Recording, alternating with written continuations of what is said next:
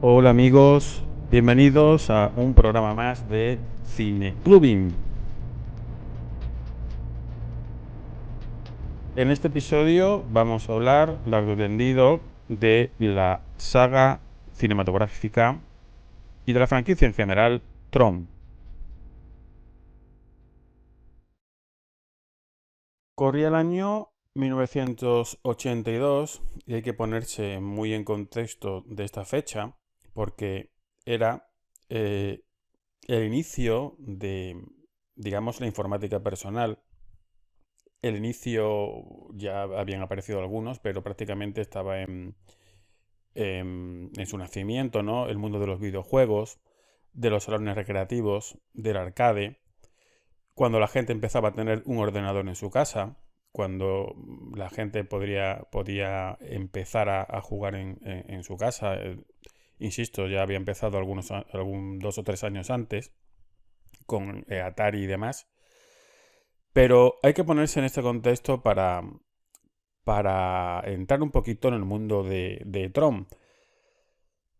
Hay que tener en cuenta que esta película, que tiene mucho que ver con los videojuegos, que tiene mucho que ver con el mundo de la informática, es una de las primeras que usa efectos hechos por ordenador. Yo creo que El Abismo Negro, que es de un año antes, que es también una producción Disney, al igual que Tron, tenía ya algunas cosas hechas por ordenador. Desde luego los títulos de crédito del Abismo Negro estaban hechos por ordenador. Y entonces llega Tron de Disney, también hay que enmarcar temporalmente la película en esta etapa muy extraña y muy interesante de Disney. Tron, como digo, eh, año 82, comienza a introducir estos efectos digitales que luego no son tantos en la película. La película, como sabéis, pues va sobre un programador que se introduce en un mundo digital, un mundo virtual. Entonces, esta premisa es súper interesante y da para mucho juego. Es una persona real que se introduce en un mundo virtual. Digamos que puede ser un pre-Matrix en ese aspecto, aunque claro, la lógica interna y la coherencia de esta película y de esta saga, como vamos a hablar ahora más tranquilamente, no tiene nada que ver con la de Matrix y así le ha ido, ¿no? Desgraciadamente. Pero estamos en una etapa Disney que es interesante porque es una etapa muy arriesgada. Hablo de las películas de imagen real, también hasta cierto punto de las películas de animación. Tened en cuenta que había hecho Disney El Abismo Negro, que era una película un poco a rebufo de Star Wars, pero también con su toque Disney, con lo cual quedó una cosa muy rara porque es una película para niños, pero a la vez era una película, si la veis lo podéis comprobar, una película un tanto oscura y un tanto más rollera también, a ratos. A mí, desde luego, me gustaba, hace muchos años que no la veo, debería debería verla otra vez. También tenemos en esta etapa películas como Dragon Slayer, El dragón del lago de fuego, donde es una película con un dragón, probablemente el mejor dragón de la historia del cine. Pero claro, luego la película pues es una película para niños de aventuras, pero luego vemos como un dragón se come viva a un personaje, ¿no? Cosas así, ¿no? Que te dejaban un poco descolocado, pero interesante. La secuela del Mago de Oz un mundo fantástico, más rollera también donde los haya, pero muy interesante visualmente. Entonces se ha quedado un poco ahí esa etapa en el olvido por un lado, pero por otro lado reivindicada. Y en este marco histórico temporal, sin querer daros mucho la chapa, pero que hay que situarse en él, tenemos Tron, como digo, una película muy relacionada con el mundo de los videojuegos, de la programación.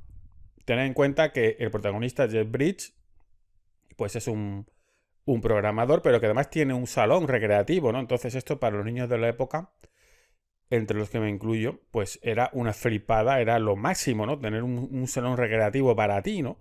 En fin, hoy día cuando tenemos a nuestra disposición todos los videojuegos, todas las consolas del mundo, pues esto ya no nos hace, digamos que alguien de las siguientes generaciones no lo puede a lo mejor asimilar.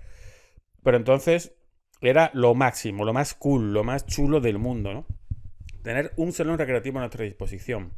Y entonces este personaje pues ya te ganaba por ahí. Luego pues claro, la historia pues como digo, el protagonista se materializa de aquella manera, ¿no? Con un láser dentro del mundo virtual de Tron y ya vienen ahí pues ese despliegue de efectos, todo esas escenas con las motos, que digamos que es lo que ha quedado, lo más icónico.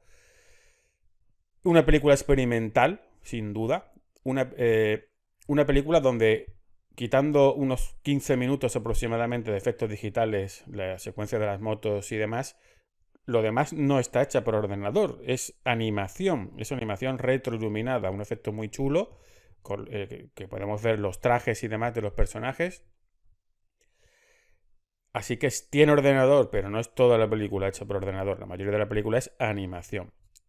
Y entonces, pues esta película, con una premisa tan chula como meterte dentro del mundo virtual, como una suerte también de espionaje industrial ahí, corporativo y demás, pero que luego todo es una excusa para meterte en el mundo virtual y hacer un despliegue de efectos, con secuencias como las de las motos, secuencias de lucha. Todo eso con los efectos de animación de ordenador, con la música también experimental de Wendy Carlos, recordemos que venía de La Naranja Mecánica, El Resplandor. Música electrónica, también con orquesta, que queda muy bien. Claro, hoy si oís eso de manera separada la película, pues puede ser un poco dura, ¿no? Pero bueno, como digo, era arriesgada. Todo ese producto arriesgadísimo, experimental, pues obviamente era una auténtica rareza en su época. ¿Qué pasa? ¿Qué pasó? Pues la película se la pegó en taquilla. Fue un fracaso porque obviamente la apuesta era arriesgada. ¿Qué pasa también? ¿Qué pasó? ¿Qué es lo que suele ocurrir? Que la película redescubre, se redescubre a posteriori. Y en el videoclub, con esas cajas blancas de videoclub que los más viejos del lugar recordarán, pues Tron fue un éxito de videoclub, ¿no? Como pasa tantas veces. Grandes películas que fracasan en la taquilla, pues yo me acuerdo de Blade Runner, de La Cosa, muchas grandes películas que consideramos obras maestras pasan sin pena ni gloria, pero luego son éxitos de videoclub, lo cual se reconsidera luego para hacer secuelas como se ha ocurrido, ¿no? Y esta película pues tuvo esa reivindicación a posteriori. La apuesta, como digo, era una apuesta experimental, una apuesta arriesgada. El director Steve Lisberger, por hablar un poco de él, pues era un experto en efectos visuales. Hay que decir que la película fue nominada, a pesar de todo este fracaso económico, fue nominada a varios premios de la Academia, premios técnicos, pero tiene guasa que no fue nominada a los mejores efectos especiales porque para la época se pensaba que unos efectos especiales hechos por ordenador era hacer trampa. Fijaos, fijaos cómo ha cambiado la cosa. Eso era hacer trampa y eso no... Y quedó descalificada. La Academia pensaba que esto era como ir a las Olimpiadas dopado directamente. Esto es como dopaje en el deporte. Esto no lo podemos nominar. Esto es absolutamente inaceptable. O sea, el aspecto donde mayormente destacaba fue descalificado por la Academia de manera inmisericordia. Y como digo, pues Steve Lisberger, un director que prácticamente pues, lo más destacable que ha hecho es esto y gracias a haber participado en el guión, pues ha seguido ligado a la saga Tron, acreditado, pero bueno, básicamente su carrera pues es muy poco destacable y después de este fracaso comercial tuvo otro peor todavía, que es Slipstream, una película de ciencia ficción también muy mala con Mark Hamill y que también fue un sonoro fracaso. Creo que en España se titulaba La fuerza del viento o algo así. No me voy a mojar por ahora, Slipstream. Y era muy mala y ya ese fracaso lo hundió al director y lo condenó al ostracismo. En la película tenemos Jeff Bridges, como hemos comentado, pero Jeff Bridges es Flynn, que es el programador, pero no es el personaje titular. El personaje titular Es decir, Tron es Bruce Bosleyner, que era un poco de telenovela y de telefilms. También adepto al hombre a la ciencia ficción, también lo podéis ver en Babylon 5. Y, pero bueno, que luego después, aunque apareció la secuela, como vamos a hablar, prácticamente este hombre pues lo podemos ver en telefilms de Antena 3. Y ese era, como digo, era Tron, pero el protagonista o el coprotagonista era Jeff Bridges. Al final, lo que pasó con esta película es que tú la ves hoy y por los ojos te entra la película. Pero, claro, la película es aburrida. Yo siempre, incluso de pequeño, a pesar de que me flipaba todo esto que os digo, del mundo del arcade, del mundo de la programación, yo me daba cuenta ya muy pequeño que la película era muy aburrida argumentalmente, que era, digamos, que no tiene tampoco ninguna lógica, ¿no? Porque las películas tienen que tener una lógica interna, tienen que tener unas reglas. Este es el principal problema de Tron y por qué no funciona ni funcionará nunca en taquilla.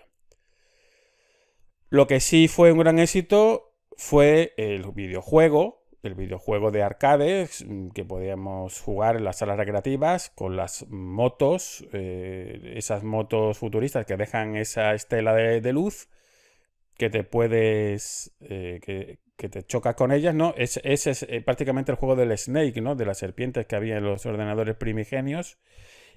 Y aunque se han hecho muchos videojuegos, que podemos hablarlo brevemente, al final los únicos videojuegos que funcionan de verdad de Tron son los de carreras de motos. Y el juego del arcade, pues era muy bueno, ¿no? Luego se han hecho muchas versiones, incluso versiones gratuitas de código abierto con los motos o Tron Run, muchos años después.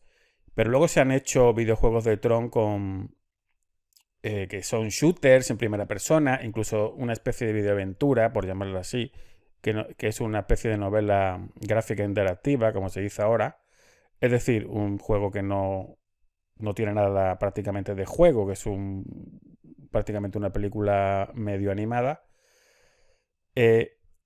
Como digo, se han hecho muchos videojuegos, pero al final, ¿qué es los que funcionan? Los de carreras de motos, que es, insisto, lo icónico de Tron. Las carreras con la estela de las carreras en realidad es la realidad virtual de Tron. También mencionar, antes de pasar a la secuela, que el villano era David Warner, que es un actor de culto, sobre todo por los amantes del fantástico y de la ciencia ficción. Los más jóvenes lo pueden recordar porque salió también en Titanic de James Cameron. Debido a los malos resultados en taquilla de Tron y a pesar de su estatus de culto, tuvimos que esperar muchos años hasta que pudiéramos ver una secuela, hasta nada menos que el año 2010. La secuela se tituló Tron Legacy. Por en medio tuvimos unos cortos de animación que se llamaban Tron Uprising, que enlazaba, un poco como Animatrix, pasó también con la saga Matrix, que enlazaba el argumento de Tron con Tron Legacy, o rellenaba un poco los huecos. Y es curioso también el fenómeno de Tron, que a pesar de que no termina nunca de funcionar, es una narrativa transmedia y un fenómeno transmedia de libro. El transmedia es cuando una narrativa pues abarca diferentes medios, que puede empezar en una película, continuar en un videojuego, o puede empezar en una película, seguir en un cómic, o puede empezar en un cómic y seguir en una película. Pues aquí Tron tenemos un gran ejemplo de una narrativa transmedia. Tenemos animación, películas, videojuegos, tenemos de todo. Es decir, hay ahí un mundo y un lore, pero que al final del día hay algo ahí que no termina de encajar. Hay algo que no hace clic. Hay un lore que no termina de cuajar, como digo, porque es raquítico. Hay que decirlo, a pesar de todos estos productos. En Tron Legacy, que está dirigida por Joseph Kosinski, que es un gran director, esta es su primera película. Luego ha dirigido Oblivion con Tom Cruise, también Top Gun, Maverick, F1, la película con Brad Pitt de Fórmula 1. Es un gran director, todas las películas que ha hecho están bien. Esta probablemente es su película más floja, pero por el tema de guión. La película está dirigida intachablemente e impecablemente. Es un gran director. La prueba es que Tom Cruise, una persona tan exigente como Cruise, lo ha cogido bajo su ala y lo ha encumbrado en cierta manera, merecidamente. Como decimos, es un director impecable. Pues esto es una secuela del libro. Tenemos al hijo del personaje de Jeff Bridges, que va a buscar a su padre, que claro, se quedó en el mundo virtual. Entonces es una secuela, es una continuación directa de la historia, ¿no? Tenemos aquí a Jeff Bridges, que hace doble papel, y en el papel digamos, del malo de la película, hace de Flynn, hace también del malo. Pues el malo está tiene aplicado técnicas de de-aging, digamos, de rejuvenecimiento. Y claro, esto pues hay momentos que está bien, pero ya con el tiempo sabéis que los efectos digitales envejecen muchas veces de aquella manera. Y bueno, pues te puedes sacar un poco, pero al final, como se trata de un mundo virtual y una realidad virtual, realmente funciona bien en ese aspecto. Te puedes permitir el lujo de que no esté todo realista. Pero el problema que tiene, una vez más, es la falta de coherencia en el mundo, en la construcción de mundos, o vamos a decir en el lore, pero aquí entra dentro de una realidad virtual, pero al final no tienes esa sensación. Parece que lo ves comiendo ahí un plato de comida y bueno, pues no sé, hay algo que no termina de funcionar. La película sigue siendo muy aburrida, eso es una vez más la pega.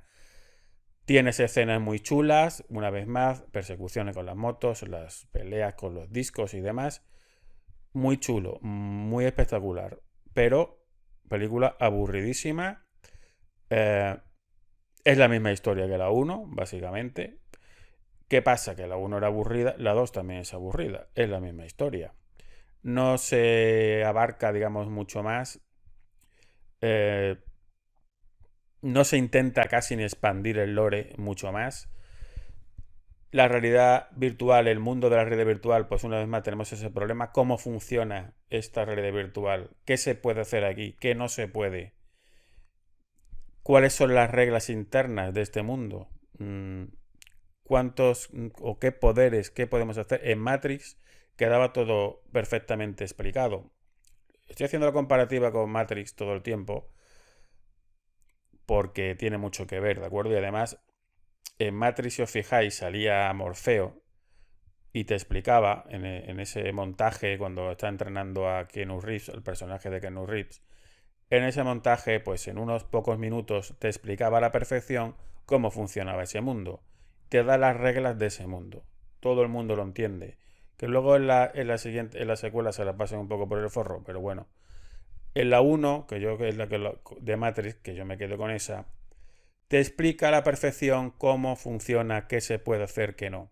Aquí te puedes ver las tres películas una y otra vez que no te enteras eh, cuáles son las reglas, cuándo puedes morir, entre comillas, cuándo te pueden matar. Entonces, claro, la inversión emocional que haces en unos personajes que al final no pueden morir, pues es cero, ¿no? Y este problema se agrava en la siguiente película. Aquí lo más destacable, pues todos lo sabemos. Sabemos que la música, Daft Punk, la música ha sido muy importante en esta saga, como decíamos con Wendy Carlos. Fijaos que el tema, y bueno, hay varios temas de uno de los videojuegos de Tron Run, es de nada menos que de Giorgio Moroder, ese pionero de la música disco, de la música electrónica, que hizo muchas bandas sonoras clásicas hoy día, que en su momento lo pusieron a parir. Daft Punk es muy fan, este dúo francés es muy fan de Giorgio Moroder, que hicieron un homenaje, ¿no?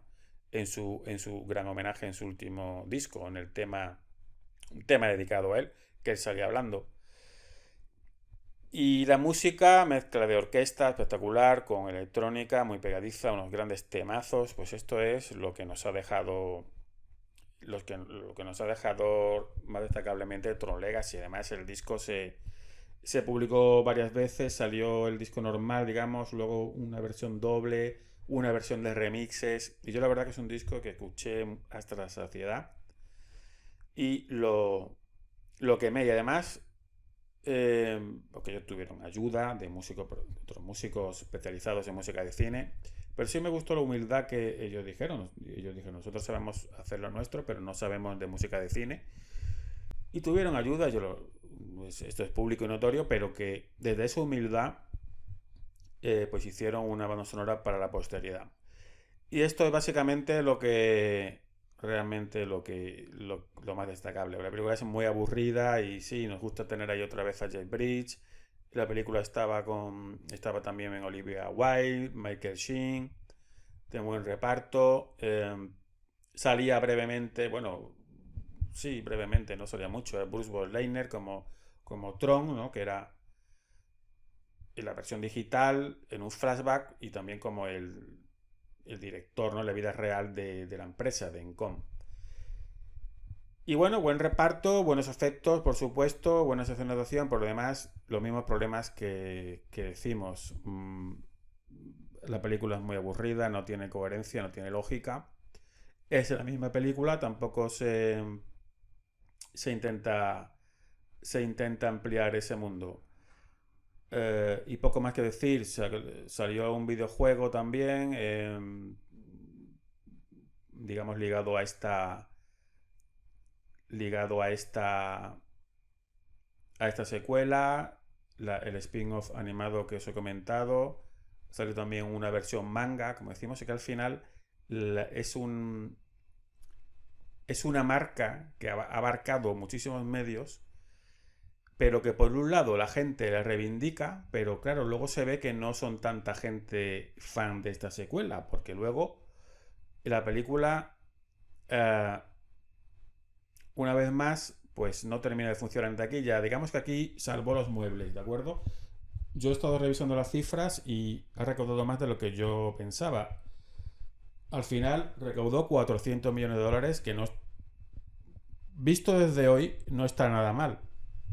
Porque ahora, como vamos a hablar, Tron Ares tiene problemas para llegar a esa cifra. De hecho, ha sido un sonoro batacazo. Entonces, 400 millones parece una buena cifra, pero en su momento fue considerado un pequeño o un relativo fracaso. Porque claro, una película de cerca de 200 millones o pasando de 200 millones con marketing, con gastos de marketing se considera que la película fue un relativo fracaso. Pero bueno, digamos que la película salvó los muebles porque además,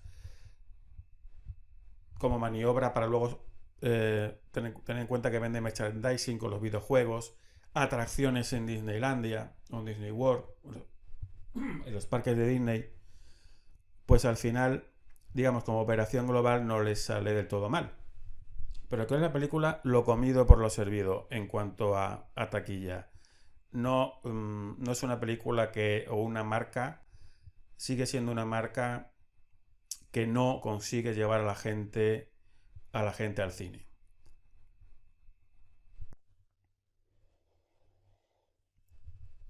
Damos un salto temporal hasta el año 2025, donde, sin comerlo ni beberlo, tenemos una secuela. Había gente que la pedía. Y un par de años antes salió un teaser y un tráiler muy chulo. Y esta secuela, titulada Tron Ares, pues generó ciertas expectativas, porque realmente los trailers y los teasers que vimos tenían muy buena pinta.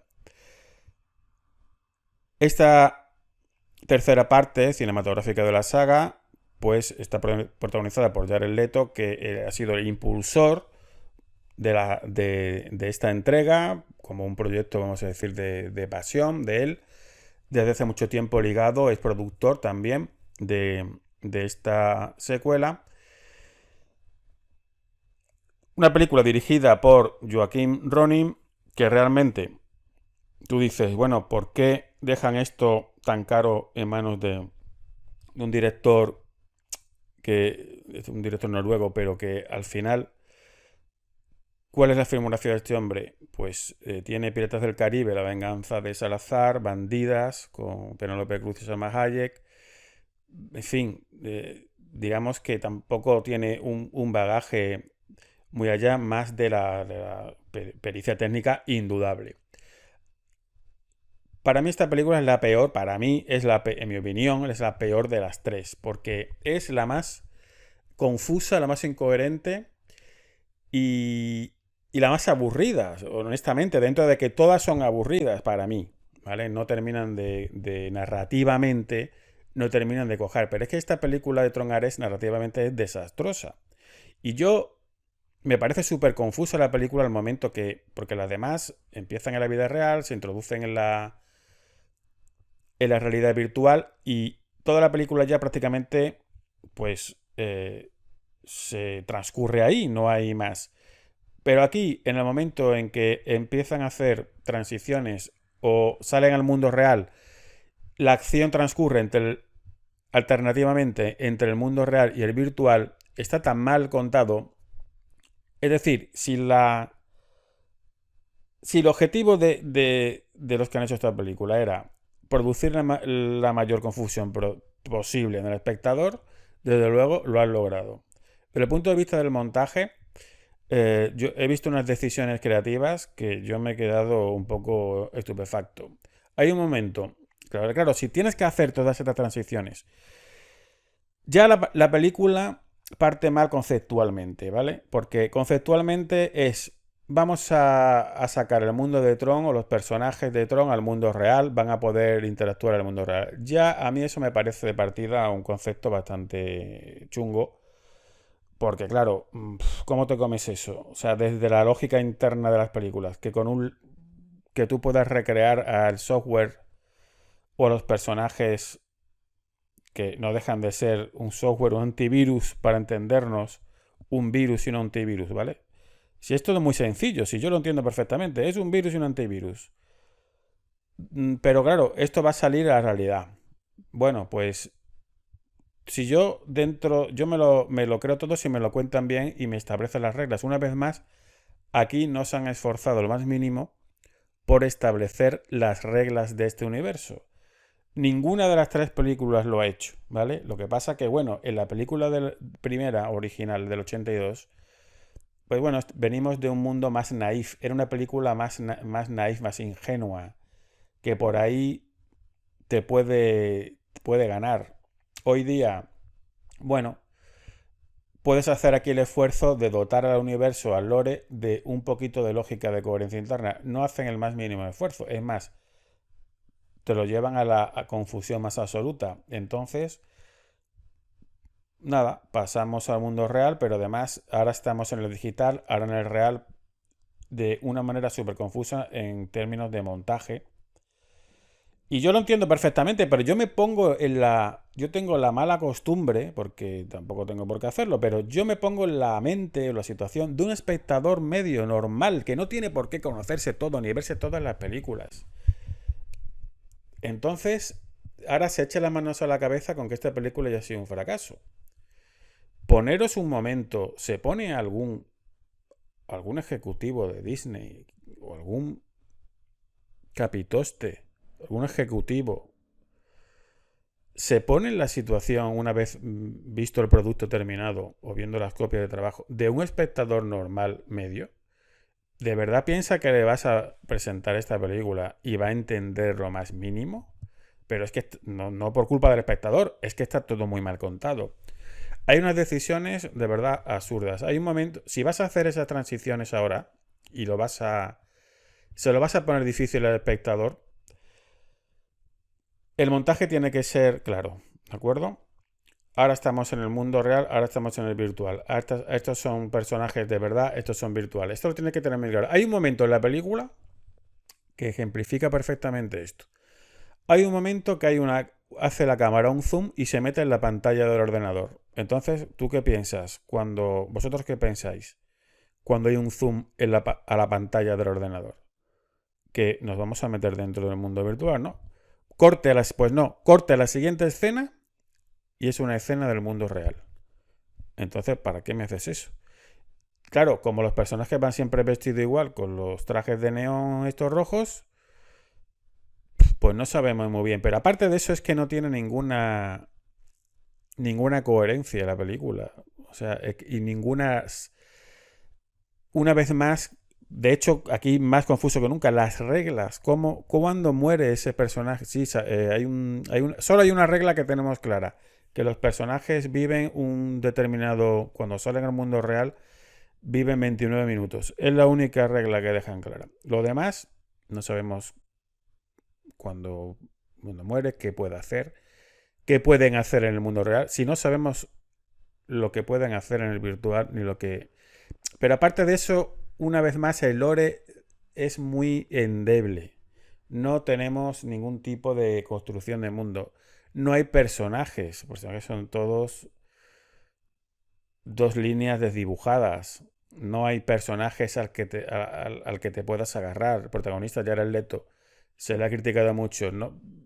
Él está bien en la película. Si es que le va bien a un personaje que es un software, pues le va bien ese personaje o esa interpretación inexpresiva. Pero claro, una vez más, ¿a qué personaje te agarras en la película? No hay ningún tipo de agarradera emocional en un personaje en el que tú puedas invertir, no te importa ninguno de ellos, porque bueno, no hay una apuesta donde puedas morir, donde puedas... Simplemente se ha diseñado unas escenas de acción, una vez más con las motos, insisto, es lo único que ha quedado de esta saga. Hacemos una carrera de motos en el mundo real, hacemos unos combates, pues, visualmente muy chulos.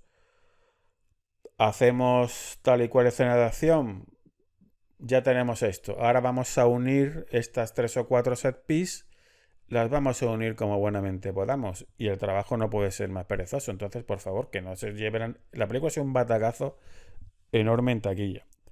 Entonces, ¿se sorprende a alguien? Pero si es que todas han sido un fracaso. Y si hacen una película cuarta y quinta, también van a ser un fracaso.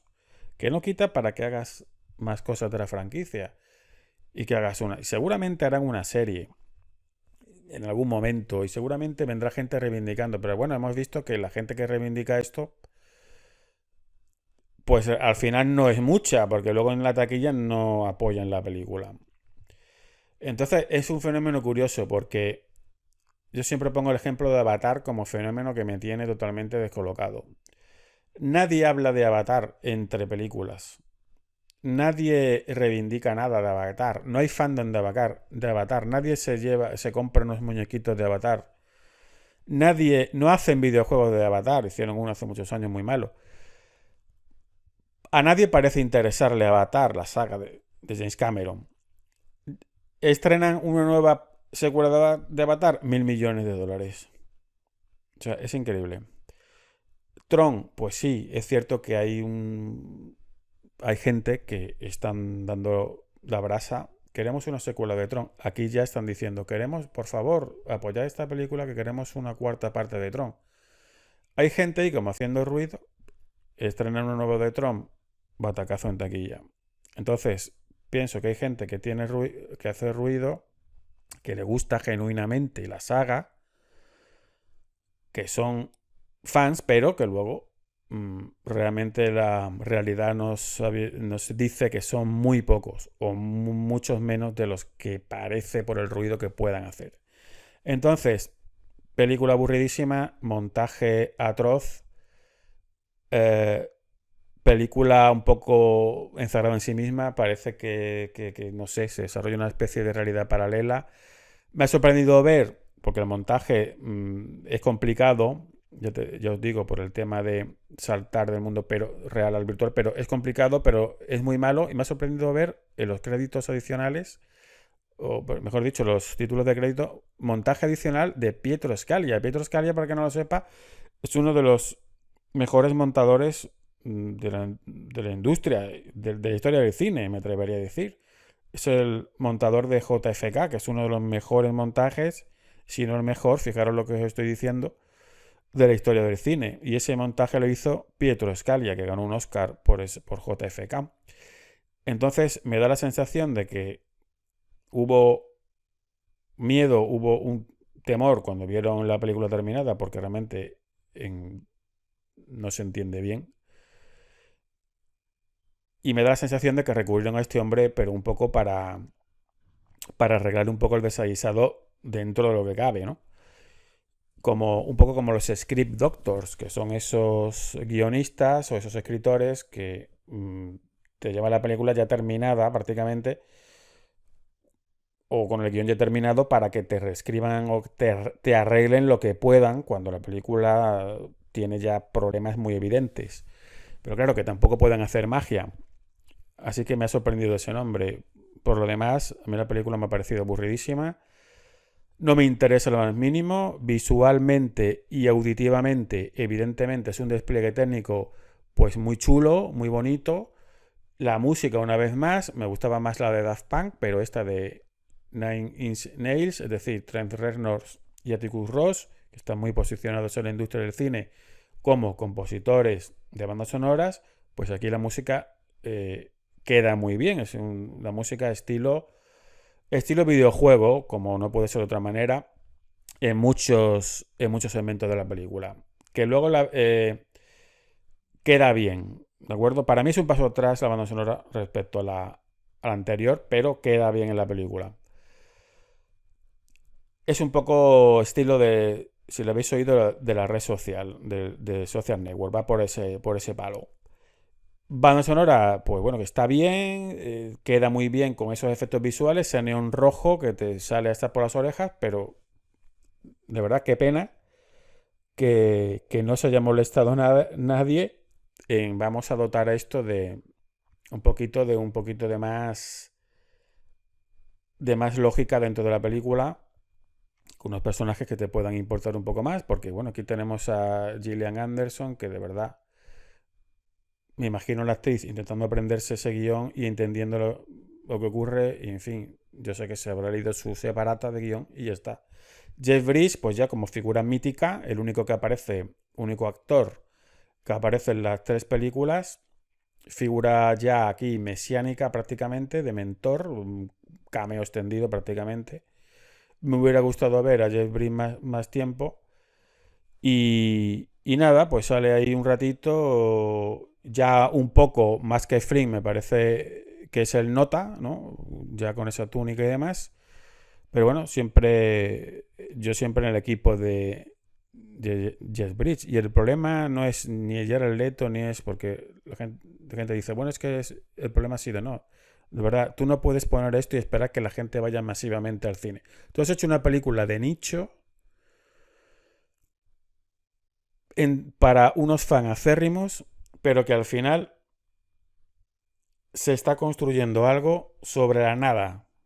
¿De acuerdo? No hay una construcción de mundos en esta franquicia que no termina de funcionar, más allá de una primera película que también era aburrida, pero que era una película arriesgada, experimental, una película que tiene un pozo de ingenuidad ligado a esa época que hemos comentado del arcade de los primeros microordenadores, pero que más allá de ahí no han sabido darle realmente un pozo ni como decimos, una construcción de mundos, porque cuando Jared Leto vino a la Comic Con de Málaga, él decía que para él eso era como su Star Wars. Entonces, intentar equiparar esto pues a un universo como Star Wars, pues precisamente ahí tienes delante el error. Es que no tienes un universo construido. Así que esto es lo que ha dado de sí la saga Tron. Veremos cómo discurre en el futuro después de esta pérdida económica muy grande para Disney.